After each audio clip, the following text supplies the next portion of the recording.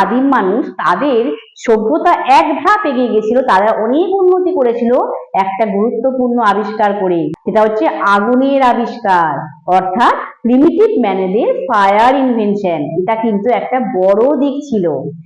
এর আগে আদিম মানুষেরা তারা কি করতো, জঙ্গলে বিভিন্ন জায়গায় বনে জঙ্গলে গাছে গাছে ঘষা লেগে দাবানল হয়ে আগুন জ্বলতে দেখেছে।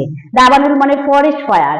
এইভাবে কিন্তু তারা জঙ্গলে বা ফরেস্টে আগুন লাগতে দেখেছে এবং সেখান থেকে জ্বলন্ত গাছের ডাল আদিম মানুষেরা নিয়ে এসে গুহাতে রাখতো এবং সেগুলো কিন্তু নিভতে দিত না বা তাকে বন্ধ হতে দিত না। আস্তে আস্তে তারা কিন্তু এই আগুনটাকে জ্বালাতে শেখে। তারা কিভাবে জ্বালাতে শেখে?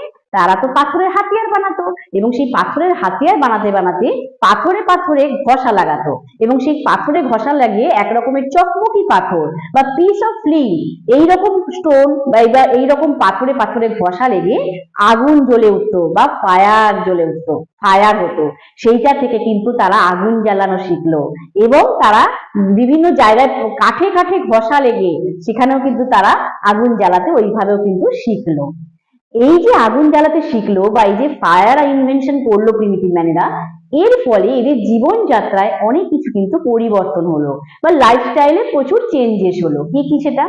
এরা যখন আগুন জ্বালাতে পারলো, প্রথম তারা শীতের হাত থেকে বাঁচলো। ঠান্ডাতে জঙ্গলের মধ্যে ওই যে বোন ফায়ার করে রাখে না, জঙ্গলের মধ্যে কাঠগুলোকে জ্বালিয়ে রেখে তারা কিন্তু তাপ নিত, তাতে তারা ঠান্ডা থেকে বাঁচতে পারলো।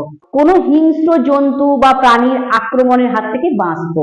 এই আগুনটাকে জ্বালিয়ে রাখতো যাতে কোনো বড় হিংস্র প্রাণী আসলে তাদের হাত থেকে যাতে তারা বাঁচতে পারে। এটাও কিন্তু তারা আগুনের আবিষ্কারের পরে পারলো। আর কি করলো, তারা তো আদিম মানুষেরা তো আগে কাঁচা কাঁচা মাংস খেত, কিন্তু এই আগুনের আবিষ্কার করার ফলে তারা কিন্তু ঝলসে, আগুনে ঝলসে মাংসটাকে নরম করে খেতে শিখলো। অর্থাৎ প্রিমিটিভ ম্যানেরা ফায়ার ইনভেনশনের পর তারা যে মিট খেত, অ্যানিমেল মিট খেত, সেগুলোকে বারবিকিউ করে খেতে শিখলো। আর এই যে ঝলসানো নরম মাংস, এটা তো খেতে খুব সুস্বাদু ছিল, এগুলি খুবই টেস্টি ছিল। আর এটা খেতে ওদের বেশি দাঁতের উপর জোর দিতে হতো না, তারা আস্তে আস্তে ভালো করে খেতে পারতো। তাই তাদের চোয়ালগুলো শক্ত থেকে আস্তে আস্তে নরম হতে থাকে এবং তাদের দাঁতগুলো, সামনের যে ধারালো দাঁতগুলো ছিল, সেগুলো আস্তে আস্তে ছোট হতে থাকে।